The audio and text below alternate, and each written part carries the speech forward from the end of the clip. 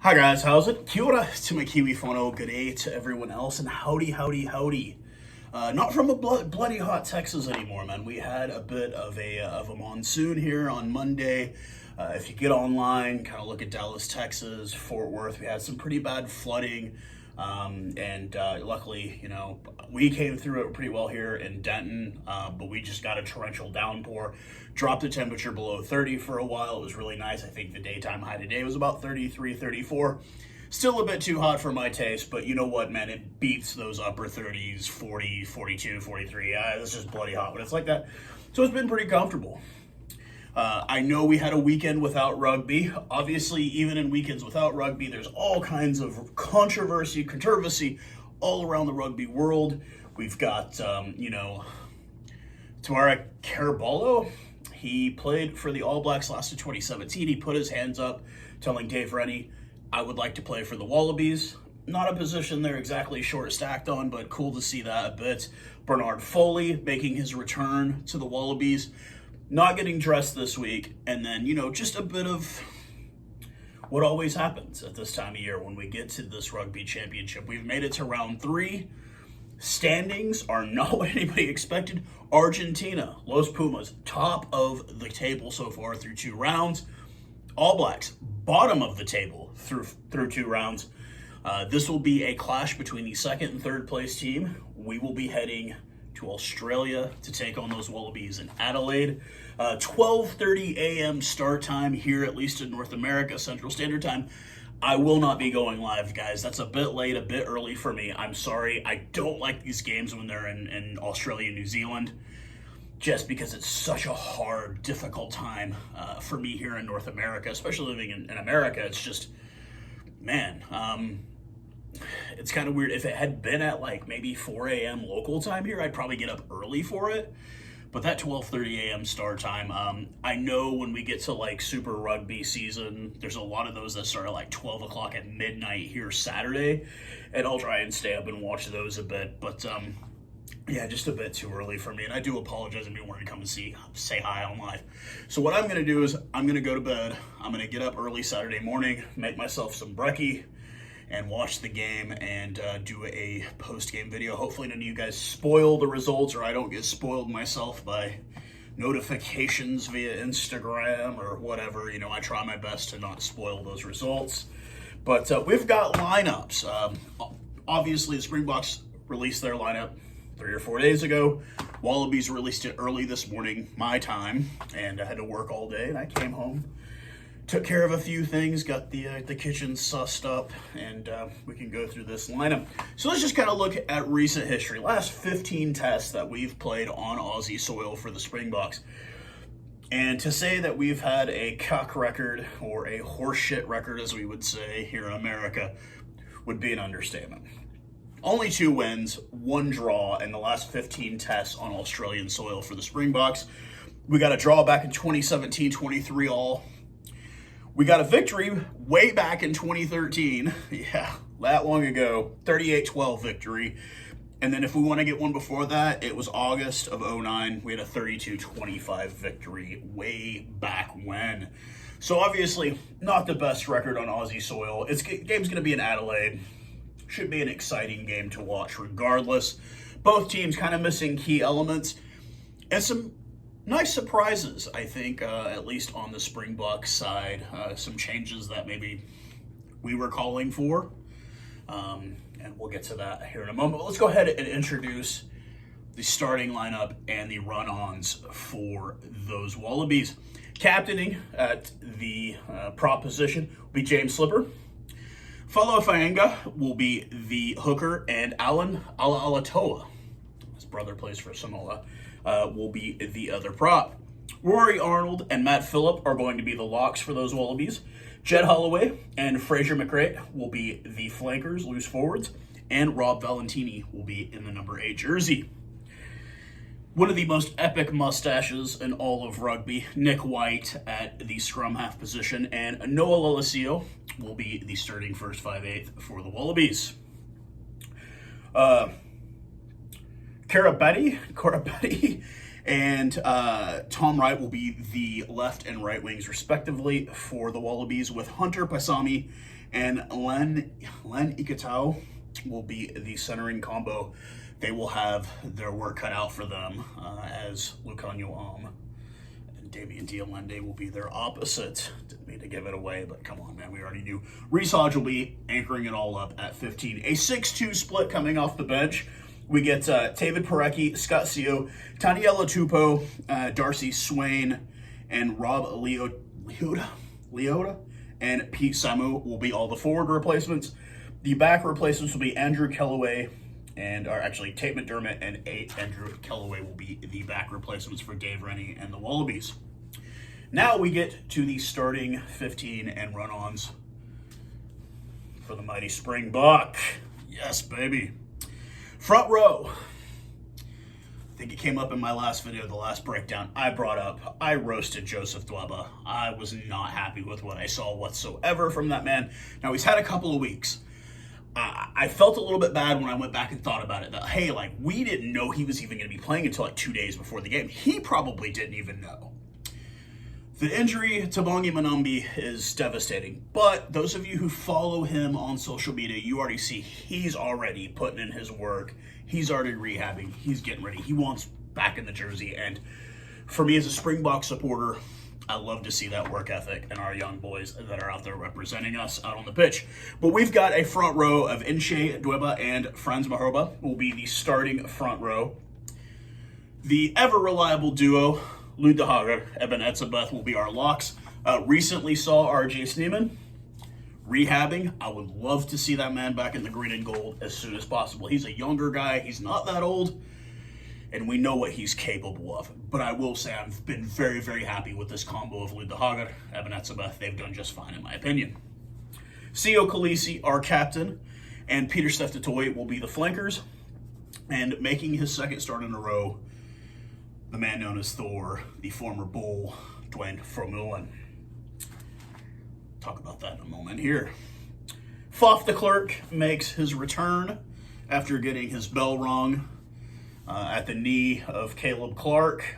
Caleb Clarke took out 2 Springboks back-to-back pretty early. Faf de Klerk 43 seconds in. Not much more for Jesse Kriel in game 2. Andre Pollard, who has been money as of late with the boot, will be getting the start at first 5/8. Makazole Mampipi, that number 11 jersey is his to lose. Will be starting at left wing and coming in to cover the injured Kriel, the injured Cheslin Kobe. We will get Warwick Gallant playing at right wing. The world-class duo, it's been memes for the last 2 weeks. Lucanio, what else can we say about that man? That man has been putting on a masterclass out on the pitch week in, week out. And he's really, to me, every year we seem to get a player that's hitting top form. This is Lucanio Holmes here. He's hitting top form right now, and we're getting to witness it. It's been absolutely incredible to watch that man play every weekend. So that will be our center duo. Damian Valemza, the man who has earned his way into that 15 jersey for us, will be making the start once again at fullback. Now we go to the bench, and here is a big kicker. No 6-2 split, a 4-3 split. A lot of us were very vocal about that after game 2 of the round 2 of the Rugby Championship. We felt like, hey, why are we doing a 6-2 split? We should have did a 4-3 split to kind of change things up. We're doing a 4-3 split this week. Let's go ahead and start off with the bomb squad, the front row replacements. Kitsoff, Marks, Galk. Malcolm Marks, another guy that's been hitting top form as of late. Been having a bit of debate online about why is that man not starting. And I guess the general conversation is that you don't break up what's working. The 3 of them on that front row have been working very, very well as of late. So why break it up? And I guess I can understand on that. When Malcolm comes into the game, he's going to change the way this game is going. We get Mostert and Franco Mostert, who's kind of a utility forward, but he's tall enough to play lock. He can also play that flanker position very well. And Quagga Smith, who, like I said, last year, the man earned my respect. He played very, very well, and he's been playing absolutely well. The breakdown, he's wily in it. He's in there. He's been being a good fetcher. Him and Jesper Wiese both have been doing good. Obviously, with Wiese, the tackle last week, we all saw it. Give him a week. I'll let him cool down a bit. The 3 back replacements, instead of the 2 that we usually have, we've got Jaden Hendrickse, who's been absolutely great, in my opinion, in relief of Caleb Clarke. I'd still like to see a little bit more of, the other Yankees. Yeah, Herschel Yankees. I'd like to see him get a bit more time, but Jaden Hendrickse has been playing very, very well for us. Making his return, for better or worse. I know there's this love-hate relationship with this gentleman. I've loved him, I've hated him, I've loved him, I've hated him. I loved him when he won. He beat the All Blacks last year with the kick in the final seconds, or an extra time. Loved him when he played for the Lions. Him and Caleb Clarke, absolutely dynamic. And then when he's missing, you really, really hate the guy, and you question, why is this guy even getting any time in the green and gold? Yes, Elton Yankees. I'd say he's polarizing at this point for Springbok fans. I know I've got followers that love the guy, and I know I've got a lot of followers that like, this guy is rubbish. So he will also be making his return. The man does not get any older. 2007 Rugby World Cup, he was there. 2011, 2015, 2019, 2022, and hopefully 2023. Frans Steen, the Toyota Cheetah center replacement. We saw him come in. His boot was amazing last year. He still got it. Him and Rowan Pinar were absolutely electric in the Currie Cup for the Toyota Cheetahs this year. Just love the guy. Great work ethic. Amazing boot. And it's good. He was coming in when LaRue was having some issues in the back, a little bit of Butterfingers issues. Now, I felt like LaRue kind of took that over this year. He was the veteran that was coming in, doing his job and covering well. Will we get Franz back this week? Very excited to see that bearded individual come off of these sidelines whenever it's time for him to come in and do his thing. It's very, very good here. I feel like for the first time in a while, we've got 4 capable kickers. Valemza can kick, Pollard can kick, Elton Yankees can kick, and Franz can kick. We've got 4 kickers. This is what we should do against the All Blacks. That's my personal opinion. So, obviously, that was kind of the big one, man, the 4-3 splits. I also wanted to bring up, obviously, no Michael Hooper for the Wallabies. He took some time apart. Looks like he's taking a step back from rugby for a bit. And look, guys, mental health. It's very, very important, guys. Look, I'm not trying to sit here and be a sado and talk about all this, but like, look, man, if you ever need somebody to talk to, hit me up, man. I'll talk to you. Trust me, I've gone through hell in the last couple of months of my life, and I've made it very public. Between my family breaking apart, quitting my job back in November, starting a new job, it didn't pan out. I'm at a new place now for 6 weeks. It's still kind of like I'm on edge there. I can't tell you guys where I work, but recently I've been brought into a different department. My Excel skills have been called into play, so I've been doing a lot of Excel work in the office. It's something I do know how. I've had to learn a little bit more to get better at this, but it's something that like my skill sets have got me into a position where I'm now working in the office at my company, and I'm just enjoying that. It's a big challenge for me, but we as men, we love those challenges sometimes, even in our working life.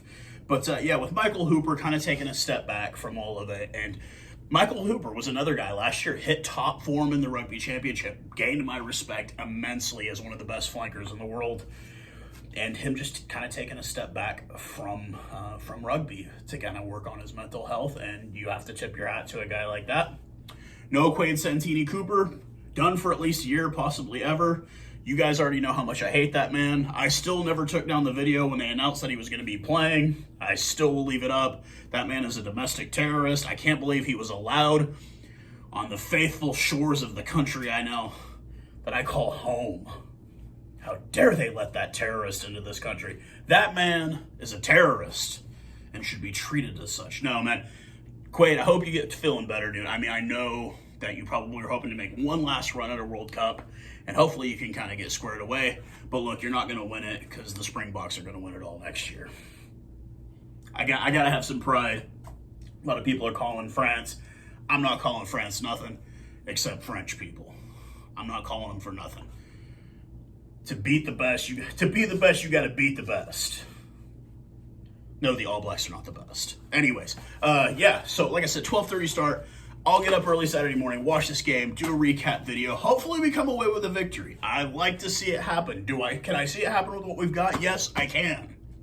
We've got the offensive weapons, and if Dweba can really gel, you know, we should have no problem. Like I said in the last video, we've got to play perfect in our forwards. We have got to dominate on the scrum. We've got to dominate on the lineouts. We've got to dominate at the breakdown. We've got to dominate it all. But with that being said, I hope everyone has a good Friday. It's like Thursday night here. But to get off of this video, post the sucker, I got to call my lady and talk to her a bit before I get ready for bed. And I will see all of you guys Saturday morning after the game with a breakdown and hopefully another W for the green and gold. With that being said, hope you're all safe. Cheers, guys.